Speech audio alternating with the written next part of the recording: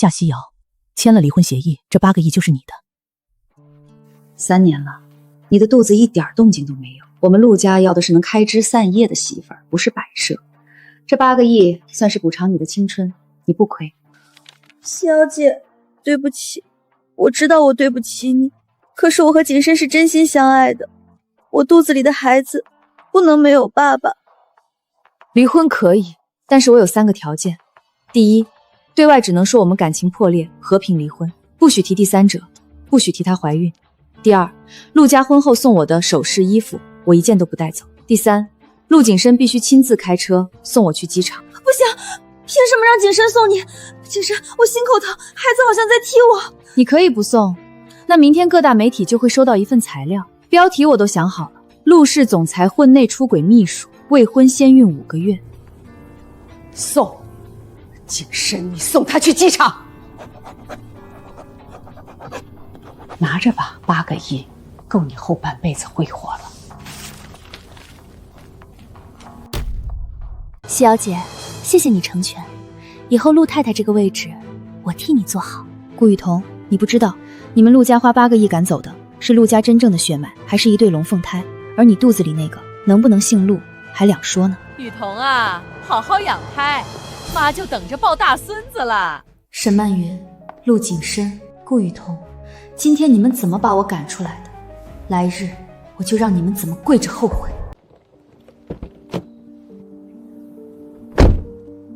我陪你进去办登记。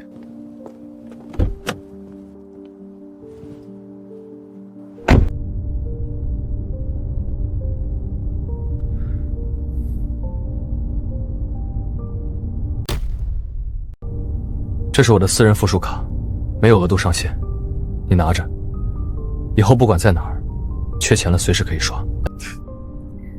陆景深，8个亿已经买断了这3年，我们两清了，你的钱我1分都不会再碰。西瑶，你什么都不用说，开你的车。我陪你进去办登记。不用，陆景深，送到这里就是终点了。对不起。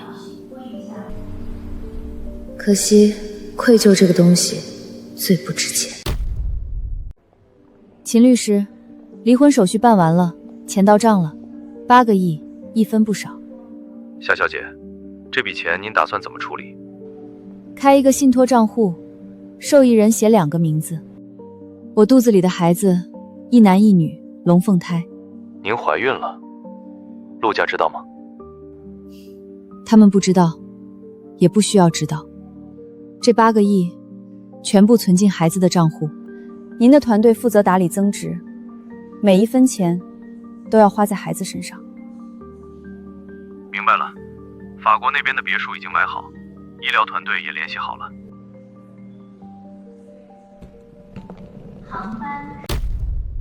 宝宝们，妈妈带你们走，以后的日子，妈妈一个人也能把你们养大。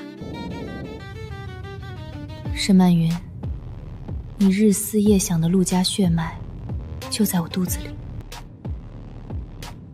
你花8个亿，亲手把他们赶出了国门，这笔账我记下了。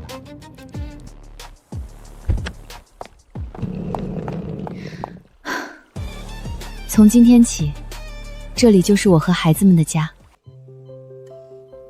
夫人，1男1女都非常健康，胎心有力，发育正常。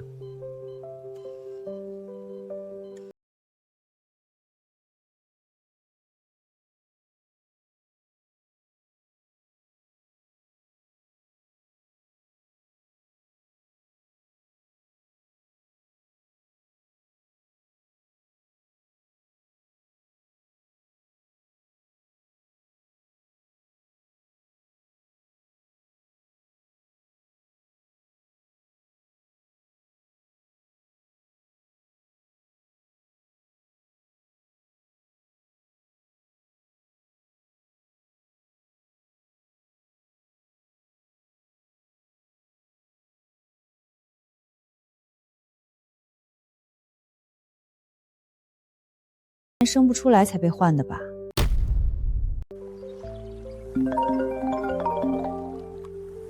这群王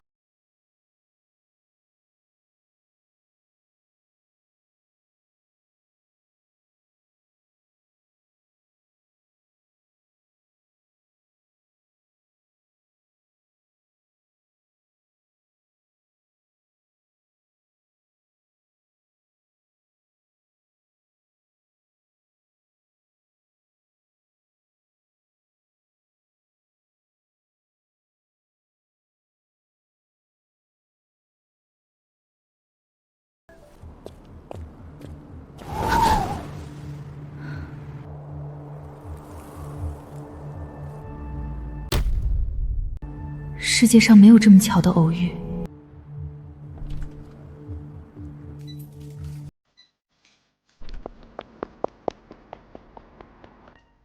秦律师，我被人盯上了，至少1个星期了。对方很专业，只远拍不接近。我马上安排人。这几天您千万别出门。别怕，妈妈不会让任何人的镜头碰到你们。说吧，谁雇的你？别拿空壳公司糊弄人。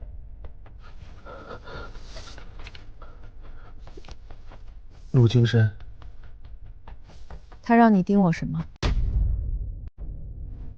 只拍远景，不准靠近，不准接触，不准打扰。每周1份报告，只需要3项：他住的好不好，吃的好不好，有没有人欺负他。他要是缺钱、生病、出事，第一时间汇报。最后一条，备注栏里有一行字，是委托人亲自加的，别让他发现。他这个人报喜不报忧，摔断了腿都会说自己好得很。陆景深，你这份心意是打算恶心谁？愧疚就是这么便宜的东西。他不耽误他娶别人，只耽误他睡觉。派个侦探拍几张照片，确认我过得挺好，他就能安安心心的当他的新郎了。你的报告里提没提过我的身体？您每次出门都穿大衣，我只敢远拍。报告里就写您天天画画、散步，气色好。夏小姐，报警吗？证据齐全，他跑不掉。不报警。周先生，你现在有2条路。第一条，我们报警，你在法国吃官司，这一行也别干了。第2条，你继续给他发报告，照片我们提供，内容我们过目，报酬照拿，我另补你1份。夏小姐，您这是要借我的手为他消息？聪明。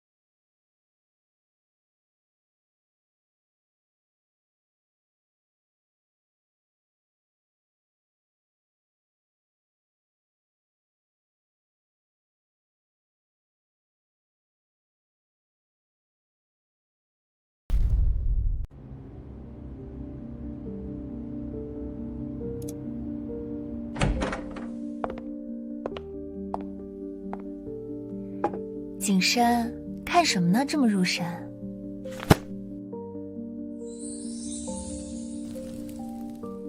工作。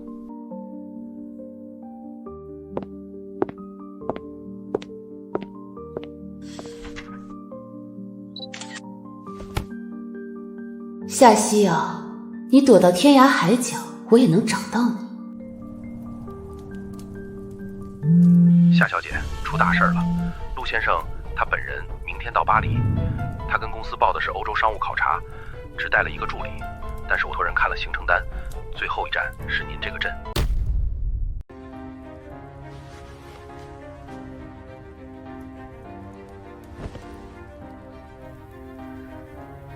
他不能见到我，一眼都不行。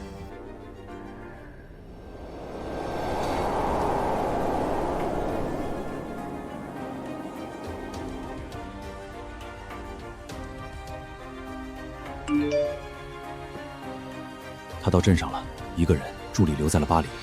他去了画材店。画材店，我周报里写过的画材店。他在店里站了很久，买了一盒颜料。老板娘说，他指着您常买的那个牌子，比了个一样的手势。他现在在湖边，坐在长椅上，雪很大，他没打伞。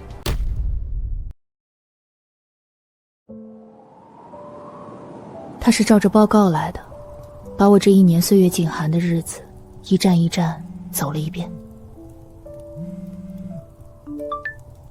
夏小姐，他往别墅方向去了。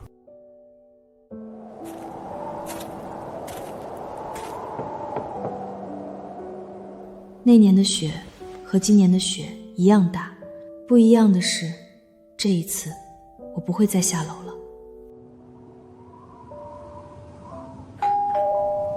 西瑶，我不知道你在不在里面，你别出声，你不出声我就当你在。下个月我要结婚了，我知道我没资格跟你说这个。这1年，我总是梦到机场那天，你拉着行李箱进去，玻璃门关上，我在外面站着，我每次都想追进去，每次都迈不开腿。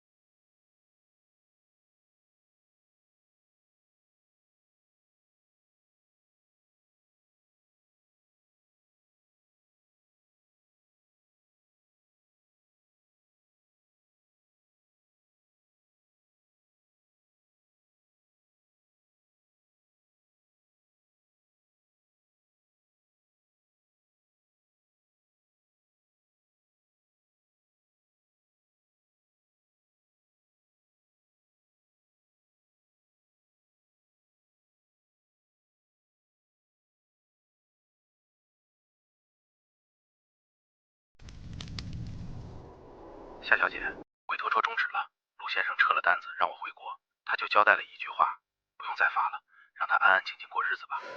知道了，这是他做过的唯一一件对的事。他都找上门了，站了一晚上雪，你就真的一眼都不见？见了说什么？祝他新婚快乐。婉晴，我肚子里揣着他的孩子，他心里揣着别人的婚礼，这一面见了脏眼睛。他血液里的一句对不起，换不回书房里那支铅制笔。我等的从来不是他的道歉，我等的是一个日子。西瑶姐，睡了吗？有事儿？也没什么大事，就是想问问你，景深前几天去法国找你，你见到他了吗？西瑶姐，你别误会，他不是忘不了你，男人嘛，总会对过去有点愧疚，就像养过一只猫，丢了之后，也会偶尔想想他现在有没有饭吃。但想归想，猫终究是猫，家里的人才是人。顾雨桐，你一大早打电话过来，就是为了告诉我你很怕。我怕什么？怕他来见我，怕他站在我门口一晚上，怕他心里还有我，更怕你肚子里那个所谓的陆家长孙拴不住他。夏西瑶，你少自多情。景深要是真在乎你，当初就不会让我怀着孩子进陆家。他要是真爱你，就不会签离婚协议。你现在躲在国外装清高，有意思吗？他马上就要娶我了，我才是陆太太，我肚子里的孩子才是陆家名正言顺的继承人。一个真正稳赢的人是不会半夜打电话来宣示主权的，他越急越说明他心里虚。顾雨桐，你知道吗？陆太太这3个字我不要了，你捡走，我不心疼，但是你最好坐稳一点，别哪天发现那个位置不是宝座，是火坑。你什么意思？没什么意思，就是提醒你一句，豪门最看重的东西从来不是爱情，是血脉。你少在这里阴阳怪气，我肚子里的孩子就是景深的，他亲口承认的，沈夫人也认。你一个被赶出门的前妻，拿什么跟我比？那就祝你婚礼顺利，孩子平安，以及亲子关系永远经得起查。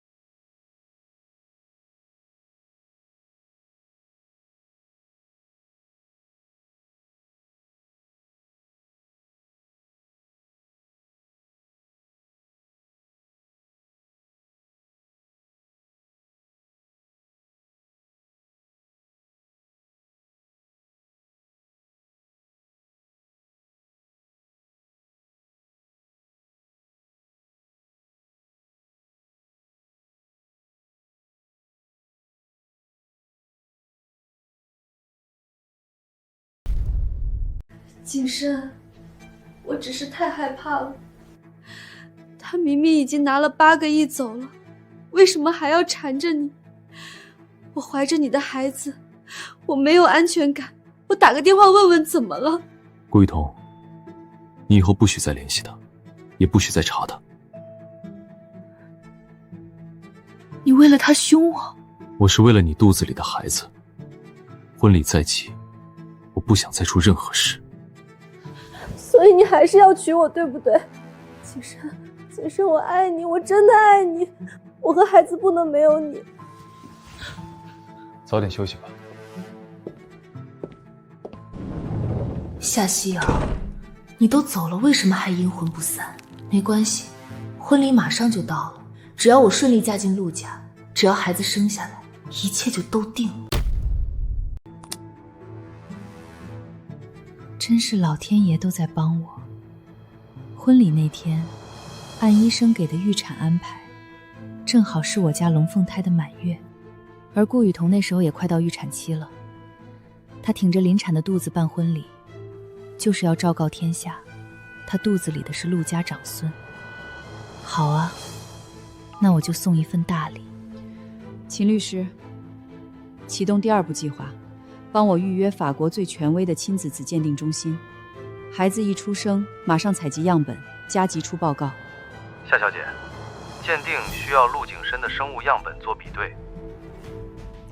这个我有。离婚前我留了心眼儿，陆景深的头发、用过的牙刷，我都封存保管好了。报告出来之后呢？包装成贺礼寄到婚礼酒店，我要让它出现在最热闹的时候。宝宝乖，妈妈知道你们也等不及了。你们的满月礼，妈妈已经准备好了，就放在你们爸爸的婚礼上。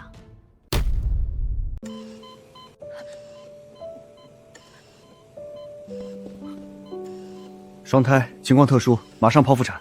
结婚那天，陆景深牵着我的手走红毯，他说：“夕瑶，以后我们的孩子一定又乖又漂亮。”现在，我一个人躺在异国的手术台上，我不怕。男孩很健康，女孩也很健康。哥哥叫晨晨，妹妹叫朵朵。晨晨、朵朵，欢迎来到这个世界，妈妈会保护好你们，谁也别想欺负你们。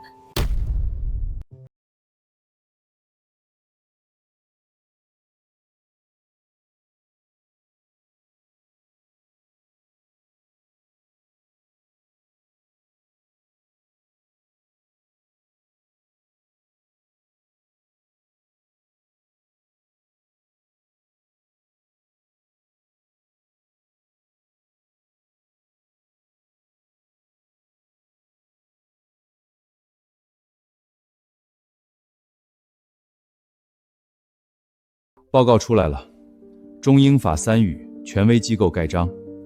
结论：陆京深与2名新生儿存在生物学亲子关系，准确率99.99%。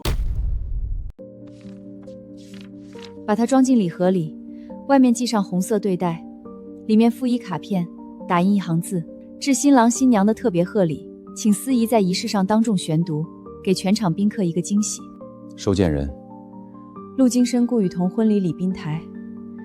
算好时间，礼盒婚礼前一天送达。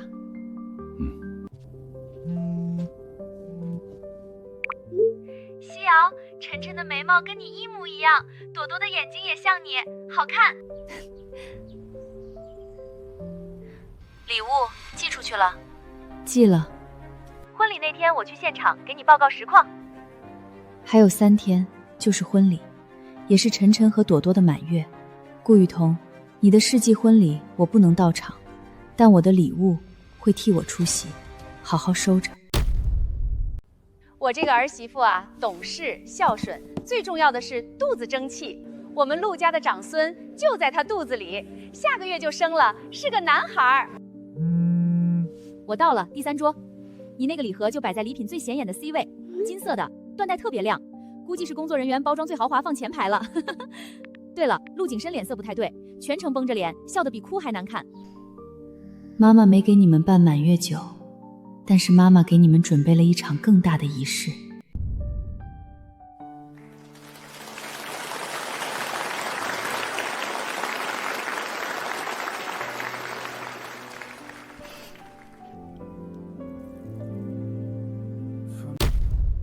接下来是我们今天的特别环节，新人收到了来自世界各地的祝福贺礼。我们挑选其中最特别的一份，现场开启，与各位来宾共同分享这份喜悦。这份贺礼来自海外，包装最为精美，还附了一张卡片。卡片上说，请司仪当众宣读，给新郎新娘一个惊喜。那我们就满足这位神秘朋友的心愿。200多万人，谁都不知道盒子里装的是什么，只有我知道，那里面装的是陆家亲手扔掉的血脉。念啊！什么惊喜？快念！亲子鉴定报告：陆景深先生与2名新生儿，一男一女存在生物学亲子关系，准确率99.99%。2名新生儿出生于1个月前今日满月。龙凤胎，陆总有一对龙凤胎。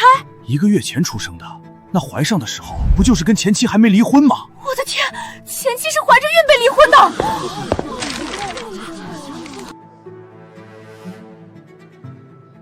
晨晨，朵朵，夏曦啊，是是夏西瑶，他故意的，他故意挑今天闹事，他想毁了我的婚礼啊！我的肚子就红了，新娘就红了。龙凤胎，我陆家的龙凤胎，还有个男孩，我陆家的孙子。顾雨桐当场见红被抬走了，沈曼云也进医院了。陆景深抓着报告站在台上一动不动，跟丢了魂儿一样。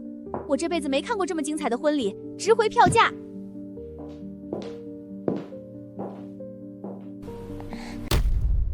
宝宝不哭，妈妈给你们讲个故事。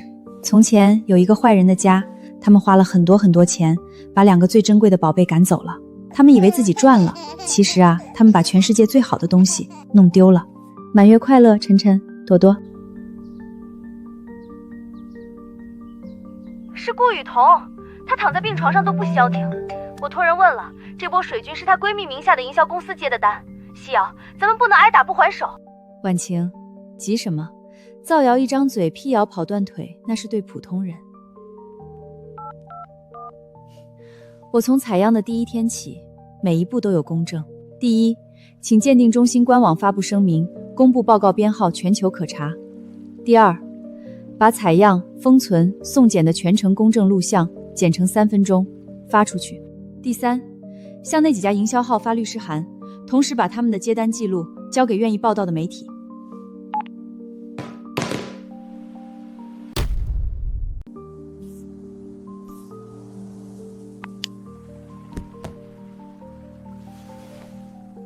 西瑶，后续来了，顾雨桐动了胎气，连夜紧急剖腹产，生了个男孩，早产，孩子体弱，进保温箱了。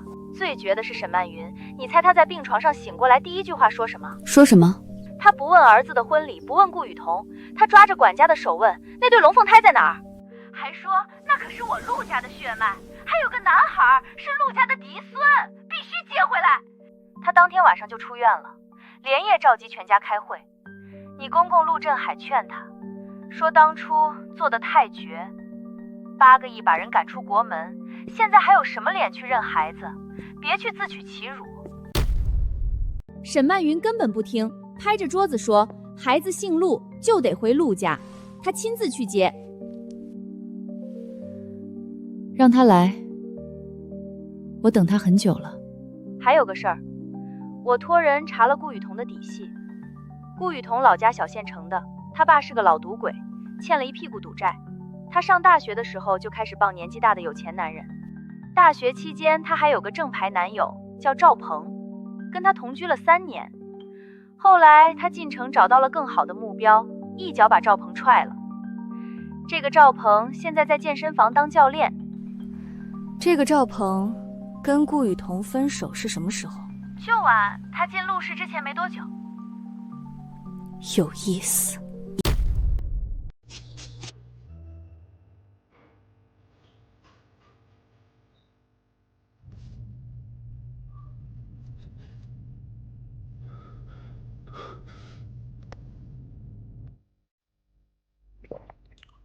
这孩子不会是我的吧？如果是，那我手里攥着的可就是一座金山。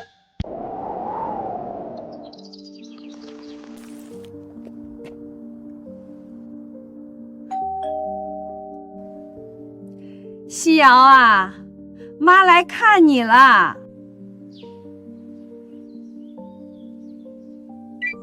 只放行1个人。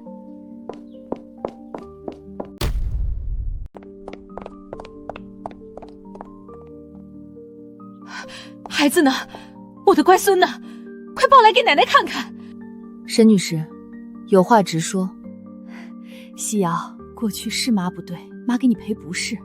妈当时不知道你怀着孕啊，要是知道，800个亿妈都不会让你走。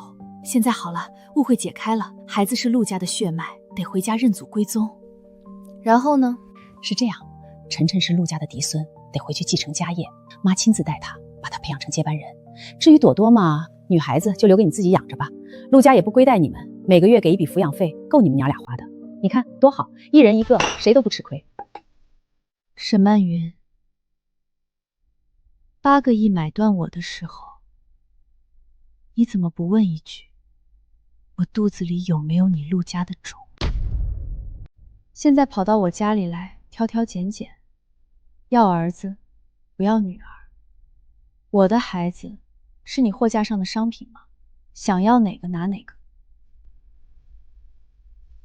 夏西瑶，我这是抬举你！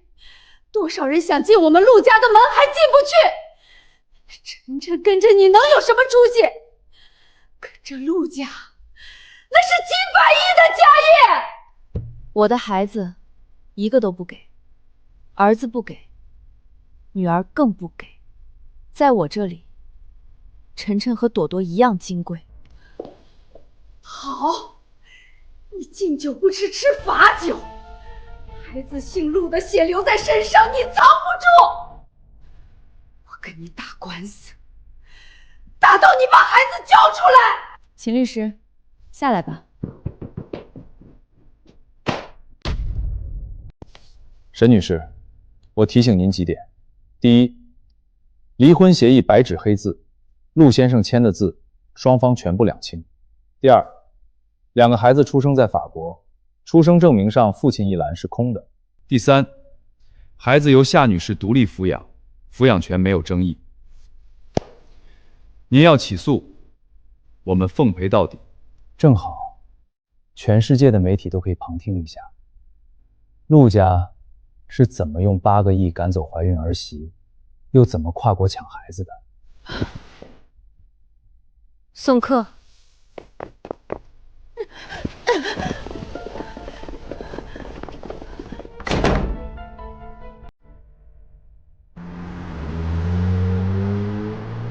晨晨，你看，那就是想把你买回去的人。他出8个亿的时候不要你，现在知道你值钱了，又想要了，晚了。张姐，把孩子放下。再晚10分钟，我不敢想。夏小姐，我错了，我家儿子等钱结婚，我鬼迷心窍。谁让你来的？只要男孩，连偷都只偷一个。报警！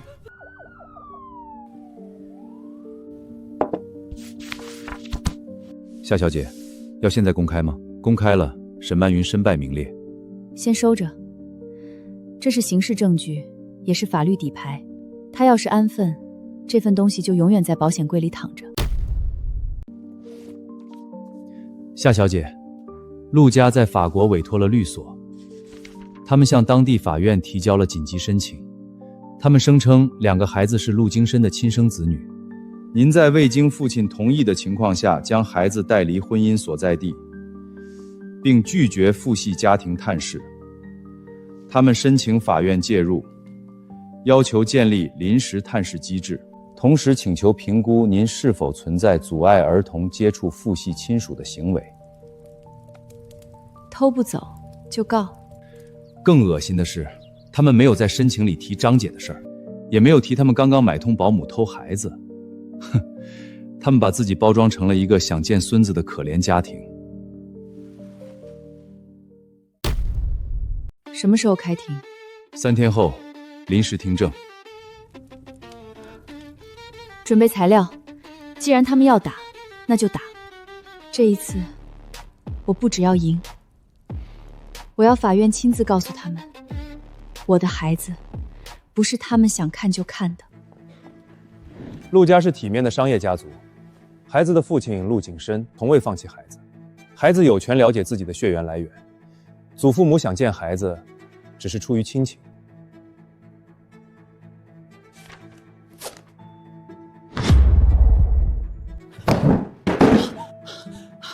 不是我，那是管家自作主张，我只是想见孙子，我没有让人偷孩子。沈女士，如果您坚持说管家自作主张，我们可以申请传唤管家本人，同时也可以把这份证据移交刑事程序。届时，涉嫌跨国绑架未遂的责任人是谁，由警方调查。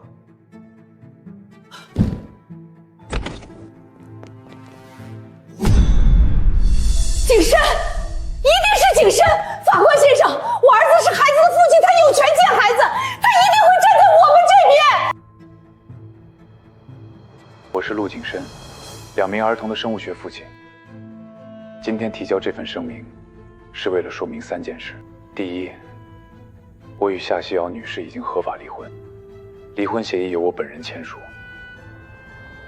离婚时我不知道她已经怀孕，但这不是她的责任，是我的责任。我没有尽到丈夫的责任，也没有尽到父亲的责任。第二，从2个孩子出生至今，我没有参与过任何抚养，他们的医疗、生活、照顾、安全，全部由夏西瑶女士独立承担。我没有资格在此时要求探视，更没有资格要求改变他们的生活环境。景深，你疯了！那是你的孩子，你怎么能说这种话？你是不是被夏西瑶威胁了？是不是他逼你的？你是陆家的儿子，你怎么能帮着外人说话？妈，夏西瑶不是外人，晨晨和朵朵更不是你用来延续陆家香火的工具。第三，我请求法院保护2个孩子，保护他们的母亲。任何未经夏西瑶女士同意的接触、探视、靠近，都不应该被允许，包括我。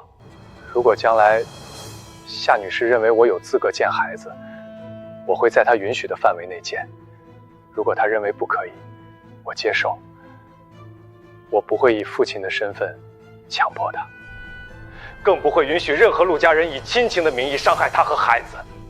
如果我的母亲或者陆家任何人再试图用非法方式接触、带走、伤害2个孩子，我本人愿意配合警方调查，也愿意提供陆家内部所有相关信息，包括管家、资金流向、指令来源。陆景深，我是你妈，你为了那个女人，要送你亲妈进监狱？不是为了她，是为了2个孩子，也是为了我自己。我已经错过1次，不能再错第2次。反了，都反了，1个2个，都反了。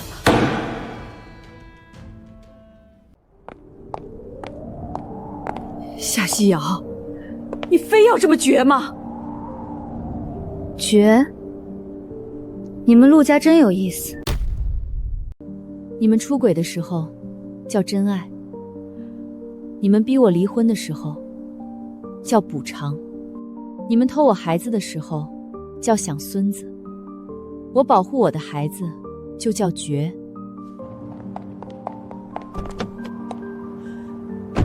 夏西瑶，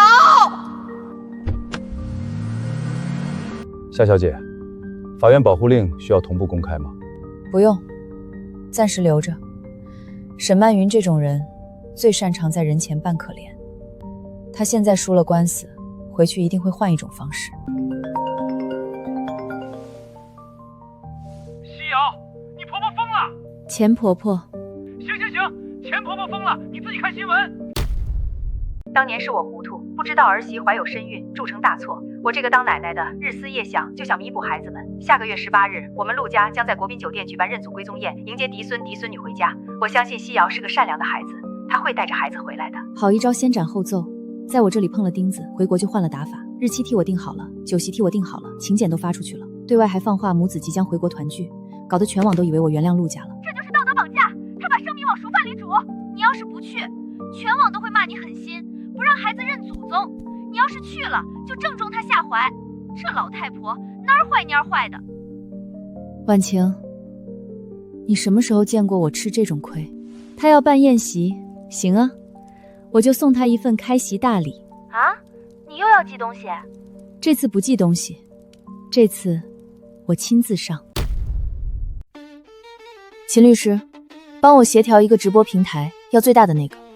认亲宴当天上午，我要开一场直播。夏女士，您确定要亲自下场？一旦开播，您就彻底站到台前了。确定。躲了这么久，也该让大家认识认识我了，顺便认识认识陆家。沈曼云，你不是喜欢开发布会吗？你不是喜欢当着全国人民的面演戏吗？好，我陪你演，只不过这次剧本我来写。宝宝们睡吧，妈妈明天要替你们出一口气。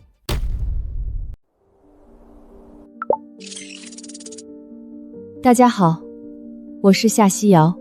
今天下午，陆家要办一场认祖归宗宴，主角是我的2个孩子，但是我，孩子的母亲，没有收到任何邀请，也从未同意。在酒席开始之前，我想让大家听听，这1年多到底发生了什么。1年多以前，我婆婆沈曼云把我叫到书房，当时我丈夫陆景深的秘书顾雨桐就站在她身边。怀孕5个月，我婆婆拿出一张8亿的支票让我签字离婚。她的原话是：3年了，你的肚子一点动静都没有。陆家要的是能开枝散叶的媳妇儿，不是摆设。我怀着陆家的龙凤胎，被陆家用8个亿赶出了家门。孩子出生后，事情曝光，我婆婆飞到法国找我。大家猜猜，她是来道歉的吗？8个亿赶我走的时候，没人问过我肚子里有没有孩子。知道有龙凤胎了，跑来只要孙子不要孙女。我拒绝之后，他们不经过我同意，就办什么认祖归宗宴，把日期都替我定好了。我就问大家一句，这样的人家，配让我的女儿认祖归宗吗？我的儿子和女儿一个都不会姓陆。直播到此结束，谢谢大家。沈女士，请问您说过孙女是赔钱货吗？监控视频是真的吗？您只要婶子，不要孙女。8个亿赶走怀孕儿媳，您现在后悔吗？沈女士，网友说您重男轻女，老思想害人，您怎么回应？滚！都给我滚！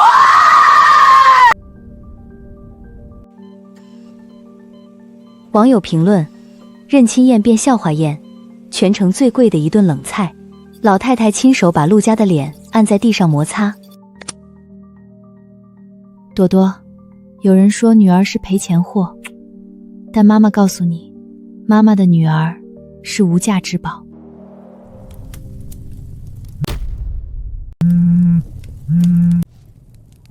有事说。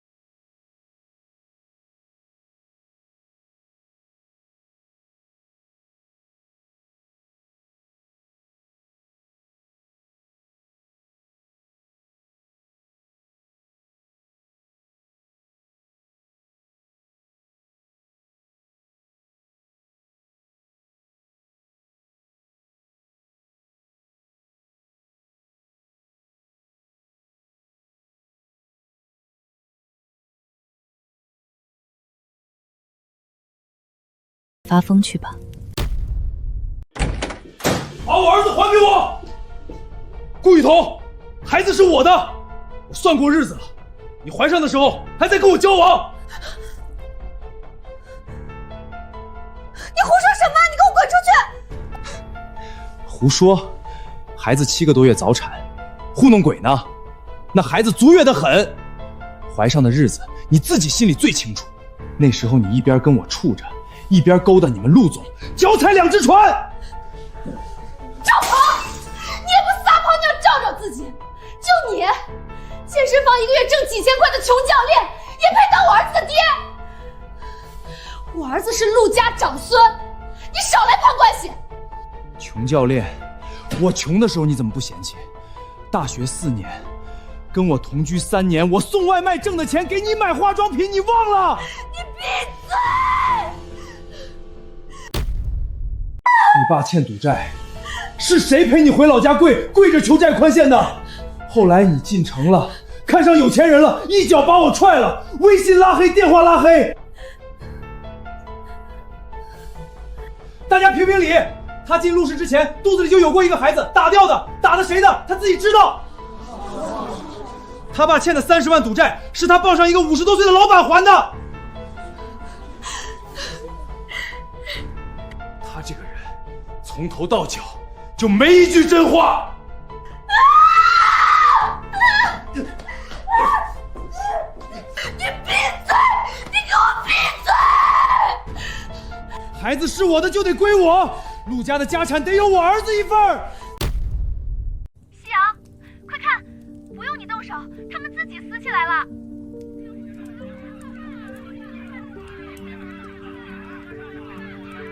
你不评论警局，现在全网都在等你发声。没必要，脏水让脏人自己泼去，我的手是用来抱孩子的，不碰脏东西。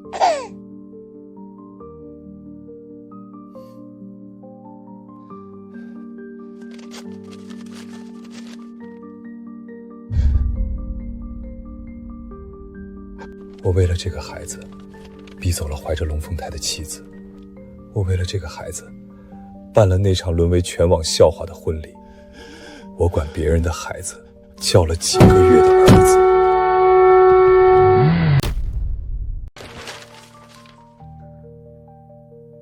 孩子是赵鹏的，顾雨桐，你骗了我多久？不可能，不可能！假的，这报告是假的，是夏夕阳，一定是夏夕阳做的假报告陷害我。景深，你要信我，孩子真的是你的。是我亲自送检的，我亲手取的样，我亲眼盯着出的结果，你还想骗我到什么时候？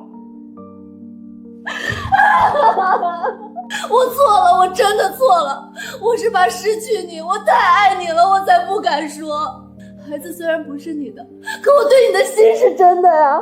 看在夫妻一场的份上，你原谅我这一次。夫妻，我们那场婚礼连证都没来得及领。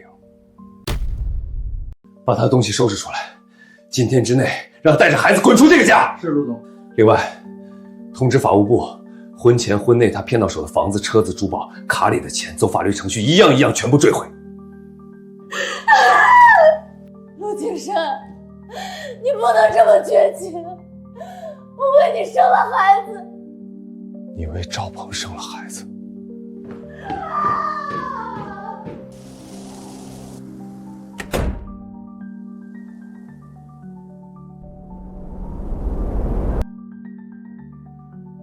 什么？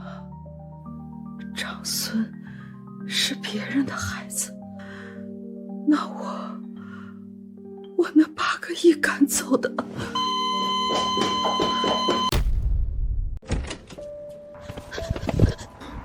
你来干什么？赵鹏，孩子是你的，鉴定报告都出来了，你得养。养什么养？孩子跟陆家1毛钱关系都没有了，陆金生1分钱不会出，你让我养？孩子是你亲儿子。亲儿子怎么了？我1个月挣5000块，你让我养一个天天跑医院的病秧子，我图什么？当初要不是以为孩子能分陆家的家产，我搭理你。这不是那个豪门白月光吗？就是他，婚礼上被穿那个。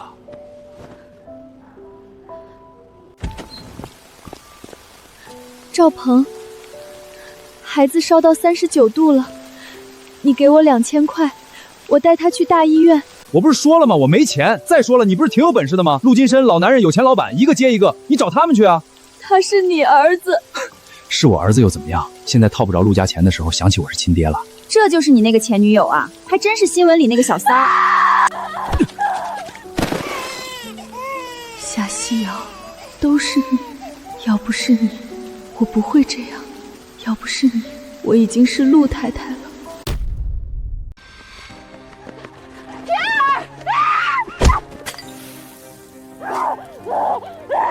顾雨桐，到今天你还觉得是我害了你？不是，你是谁？你抢别人丈夫的时候是我逼你的，你怀着别人的孩子嫁祸陆景深是我逼你的，你买水军造谣举报陆氏，把所有人拖下水是我逼你的。顾雨桐，你不是输给我，你是输给你自己的贪心。不，我不能坐牢，我孩子还在国内，他发烧了，他还在等我回去。夏夕瑶，你帮帮我，你那么有钱，你帮帮我的孩子，他还是个婴儿，他什么都不知道。联系国内儿童救助机构，孩子该治病治病，该安置安置，费用我可以匿名出。但是顾雨桐本人该走什么程序就走什么程序，从现在起只认法律程序，不认人情。明白。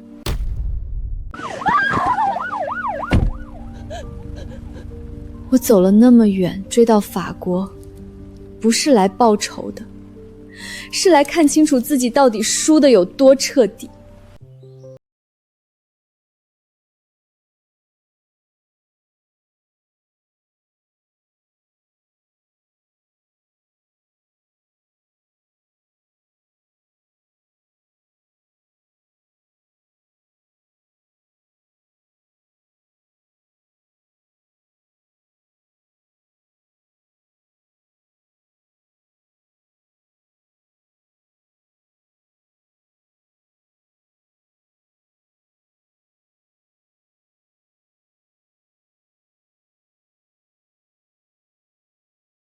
就在国内好好养病。夕瑶，开开门，妈求你了。沈女士，还有什么事？夕瑶，妈知道错了，妈是真的知道错了。这次来，妈什么条件都没有。朵朵，我们也认了。孙子孙女都是陆家的宝，一样的宝。妈不接他们回国了，就在法国认，行不行？办个仪式，上个族谱，让孩子知道自己的根在哪儿，留条根，给陆家留条根。公司被查了，景深要担责了，你公公也病倒了。陆家3代人挣下的家业眼看就没了，夕瑶，陆家就剩这2个孩子了，就剩这一点血脉了。沈曼云，你跪错人了，您跪的不是我，您跪的是陆家的家业没人继承。要是陆氏现在还风光着，要是顾雨桐的孩子真是陆家的种，您今天会站在这里吗？不会。您到今天都没搞明白，您错在哪儿？夕瑶，妈老了，妈就想在闭眼之前，看着孙子孙女认祖归宗。认祖归宗？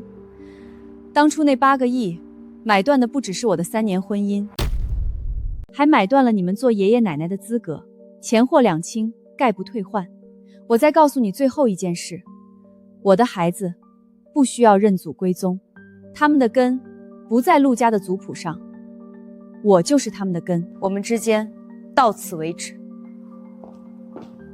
夕瑶，夕瑶，我错了，我真的错了，你不能这么对我，我是孩子的亲奶奶啊！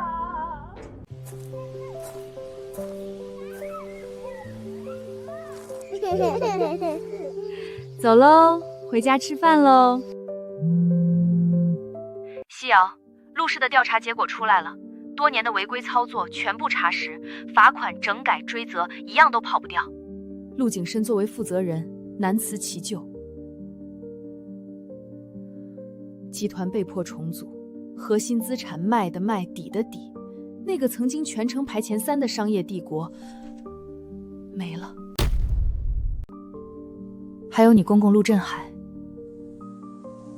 老爷子撑了大半辈子，看着家业一天天垮下去，心力交瘁病倒了。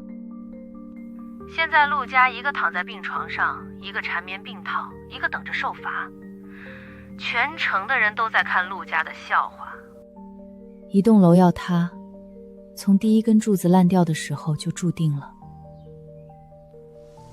陆家的柱子是他们自己一根一根砸断的。夏女士，陆景深委托他的律师转达了一个请求。他说在接受处罚之前，想见晨晨和朵朵一面，就一面。他还写了一封信，托我转交给您，您看不看？寄过来吧。夕瑶，我不求原谅，我知道我不配。我只有一个请求，在我进去之前，让我看寒孩子们一眼，就一眼，隔着玻璃都行。我怕以后再也没有机会了。不能去！夕瑶，你忘了他们家怎么对你的了？8个亿把你砸出门，任清燕逼你低头，哪一件是人干的事儿？现在落魄了，装可怜了，你可别心软，万一这是个套呢？他现在这个苦境，翻不起任何浪。再说，有秦律师在，有完整的法律文件，他碰不了孩子一根手指头。那你到底为什么要见？就为了让他看一眼？他配吗？婉晴，我不是为了他，我是为了晨晨和朵朵。孩子总会长大的，总有一天他们会问我，妈妈，我们的爸爸呢？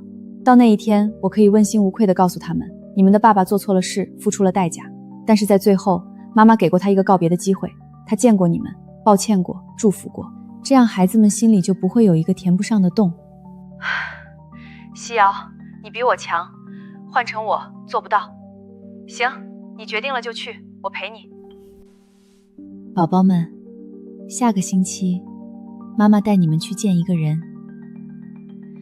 见完这一面，咱们和过去的所有事就彻底两清了。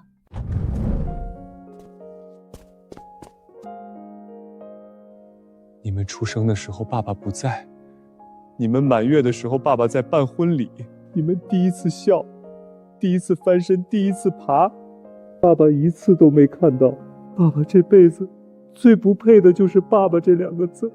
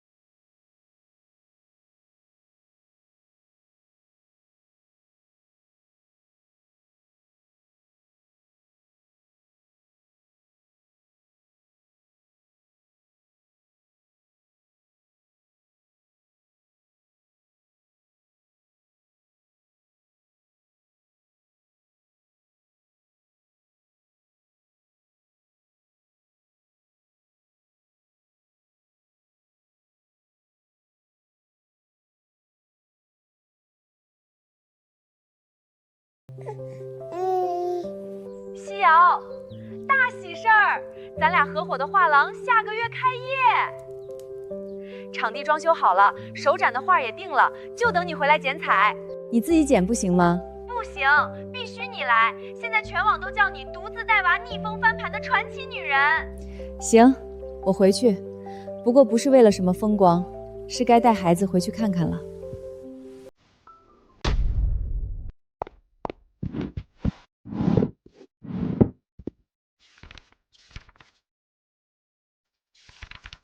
晨晨，朵朵，谢谢你们，在妈妈最难的时候来到我身边。谢谢你们选我做妈妈，过去的事，妈妈都放下了。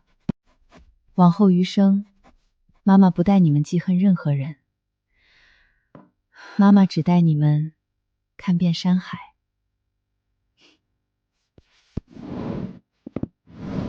这一页翻过去了，彻彻底底的翻过去了。